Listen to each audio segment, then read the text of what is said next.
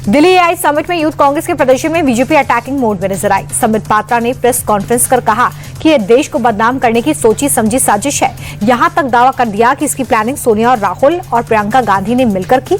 संबित पात्रा ने कहा कि ये गद्दारों का काम है। पूरी दुनिया से लोग यहां पर आए हैं, लेकिन कांग्रेस ने रंग में भंग डालने की कोशिश की। आज कांग्रेस टॉपलेस ही नहीं, ब्रेनलेस और शेमलेस भी हो गई है। अब एआई से बनाए गए फोटो, वीडियो या ऑडियो पर लेबल लगाना जरूरी कर दिया गया है। इसके साथ ही सोशल मीडिया प्लेटफॉर्म्स को किसी भी आपत्तिजनक कंटेंट को शिकायत मिलने के महज 3 घंटे के अंदर ही हटाना होगा। ये नए नियम आज से लागू हो सके हैं। अगर एआई का इस्तेमाल अश्लीलता, धोखाधड़ी, हथियारों से जुड़ी जानकारी या किसी की नकल उतारने के लिए किया जाता है तो इसे गंभीर अपराध माना जाएगा। बंगाल में चुनाव से पहले एसआईआर पर घमासान मचा है। चुनाव आयोग बनाम राज्य सरकार की किचकिच पर सुप्रीम कोर्ट ने बड़ा फैसला लिया है। प्रक्रिया में गड़बड़ी को लेकर अधिकारियों की नियुक्ति का ऑर्डर दिया गया है। राज्य सरकार को हाई कोर्ट से जुड़े अधिकारियों को शामिल करना होगा। कोर्ट ने आरोपों को सियासत को गैर जरूरी करार दिया है और चुनाव आयोग के अधिकारियों पर हुए हमले को लेकर बीजेपी से हलफनामा पेश करने के लिए कहा। यूपी विधानसभा में मुख्यमंत्री योगी आदित्यनाथ अटैकिंग मोड में नजर आए। योगी ने कहा कि हमारी सरकार ने विकास की नई इबारत लिखी। प्रति व्यक्ति आय में इजाफा हुआ, लेकिन सपा राज में प्रदेश अराजकता का गढ़ था। आज दुनिया भर के निवेशक यूपी पर भरोसा करते हैं। एआई समिट में कांग्रेस के प्रदर्शन को सीएम योगी ने शर्मनाक करार दिया।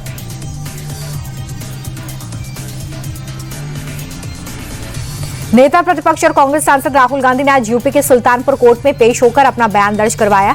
आपको बता दें कि पिछली बार सुनवाई के दौरान राहुल पेश नहीं हुए थे। कोर्ट ने उन्हें पेशी का आखिरी मौका दिया, जिसके बाद आज वो अदालत के सामने पेश हुए। दरअसल ये मामला 8 साल पुराना है। 2018 में कर्नाटक चुनाव में प्रचार के दौरान गृहमंत्री अमित शाह पर आपत्तिजनक टिप्पणी की थी। मामले में अगली सुनवाई 9 मार्च को। मध्य प्रदेश विधानसभा में भागीरथपुरा मौत कांड और लाडली बहना योजना को लेकर पक्ष और विपक्ष में बहस हो गई। बहस उस वक्त बेकाबू हुई जब संसदीय कार्य मंत्री कैलाश विजयवर्गीय ने नेता प्रतिपक्ष को औकात में रहने की बात कही। विवाद बढ़ने के बाद खुद मुख्यमंत्री ने विपक्ष से माफी मांगी।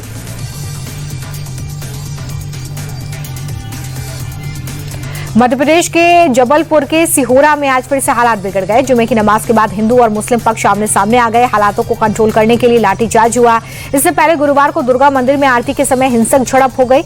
मस्जिद से पथराव को लेकर हिंदू समाज गुस्से में है। मस्जिद को सील करने उपद्रवियों के घरों पर बुलडोजर चलाने की मांग हो रही है। तनाव को देखते हुए भारी पुलिस फोर्स तैनात किया गया है। दिल्ली में बीजेपी सरकार का 1 साल पूरा हो गया है। सीएम रेखा गुप्ता ने रिपोर्ट कार्ड जारी कर सरकार की उपलब्धियां गिनवाई हैं और कहा है कि ये वादों की नहीं, नतीजों की सरकार है। दिल्ली के वर्क कल्चर को बदला है, जिसकी वजह से आज दिल्ली तेजी से आगे बढ़ रही है। सबका साथ सबका विकास के मंत्र पर हम काम करते हैं। दिल्ली में कोई भूखा ना सो, इसलिए सरकार ने अटल कैंटीन शुरू की। रेखा गुप्ता सरकार का आज 1 साल पूरा हो गया है। सीएम ने अपनी उपलब्धियां गिनवाई तो आम आदमी पार्टी ने अटैक किया। पूर्व डिप्टी सीएम मनीष सिसोदिया ने प्रेस कॉन्फ्रेंस की और कहा कि दिल्ली को पिछले 1 साल में धोखे के अलावा कुछ नहीं मिला। सिसोदिया ने यह भी कहा कि बीजेपी सरकार ने हर किसी के साथ धोखा किया। उन्होंने महिलाओं और मिडिल क्लास को धोखा दिया। प्रदूषण कंट्रोल करने के नाम पर भी रेखा सरकार ने फर्जीवाड़ा किया। संघ प्रमुख मोहन भागवत जिस वंदे भारत एक्सप्रेस से मेरठ पहुंचे हैं, उस पर हरदोई में पथराव हुआ। पत्थरबाजी से ट्रेन की एक खिड़की का शीशा टूट गया है। बताया जा रहा है कि मोहन भागवत ट्रेन के E1 कोच में बैठे थे। उससे एक कोच आगे C4 पर पत्थर फेंका गया। इस घटना के बाद जीआरपी और पुलिस एक्शन मोड में है। ट्रेन के अंदर भी चेकिंग हो रही है। जिस जगह पर पत्थर फेंका गया था वहां पुलिस की टीम पहुंची है। मामले की जांच शुरू कर दी गई है। गोरखपुर में आंख के अस्पताल में बड़ी लापरवाही सामने आई, जहां आंखों की रोशनी ठीक कराने गए 9 लोगों को अपनी आंखें निकलवानी पड़ी। अस्पताल में ठीक से इलाज न मिलने की वजह से आंखों में इन्फेक्शन फैल गया।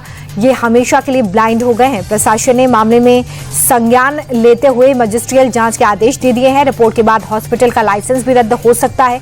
फिलहाल प्रशासन ने अस्पताल को सीज किया है।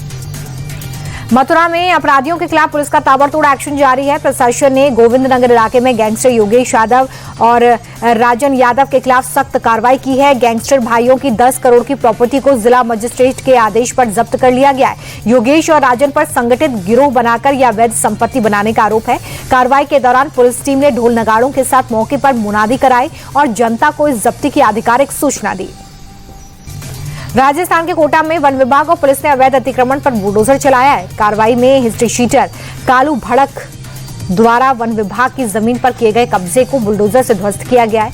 लगभग 20 से 22 बीघा जमीन पर हिस्ट्री शीटर कालू ने कब्जा किया था। इस बुलडोजर कार्रवाई के जरिए पुलिस ने हिस्ट्री शीटर हार्डकोर अपराधियों को सख्त संदेश दिया।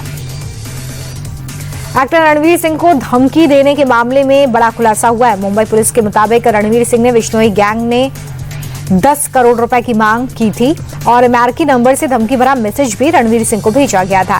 क्राइम ब्रांच इस नंबर की जानकारी लेने के लिए अमेरिका की एजेंसी के संपर्क में रही। वहीं जांच में ये पता चला है कि विश्नोई गैंग के खास गुर्गों में से एक हैरी बॉक्सर ने वॉइस नोट भेजकर रणवीर सिंह को धमकी दी थी। गुजरात के वलसाड में दर्दनाक सड़क हादसा हुआ।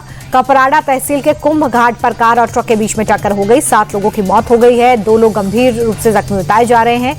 सभी लोग एक ही परिवार के हैं। तहसील के रोहतास में एक प्रोग्राम से लौट रहे 5 लोगों की संदिग्ध मौत से सनसनी मच गई। मटिया गांव में 14 फरवरी को एक परिवार के तिलक समारोह में अलग अलग फैमिली से ये लोग पहुंचे थे। घर लौटने के बाद सभी की तबीयत खराब हो गई। जहरीली शराब को मौत का कारण बताया जा रहा है। एक डॉक्टर ने पोस्ट कर ये बताया है कि मृतक के घर वालों ने इलाज को लेकर गलत जानकारी दी थी। कुत्ते के काटने से ऐसा हाल नहीं हो सकता। अब पुलिस पोस्टमार्टम रिपोर्ट का इंतजार कर रही है। शेयर मार्केट हरे निशान पर बंद हुआ। सेंसेक्स में 316 अंकों की तेजी दर्ज की गई है, जिसके बाद सेंसेक्स 82,814 पर आ गया है। निफ्टी में भी 116 पॉइंट्स बढ़कर 25,571 पर बंद हुआ है। मेटल और बैंक शेयर्स में खरीदारी हुई है। सेंसेक्स के 30 में से 22 शेयर में बढ़त देखने के लिए मिली, तो वहीं निफ्टी के 50 शेयर्स में से 36 में तेजी दर्ज की गई है।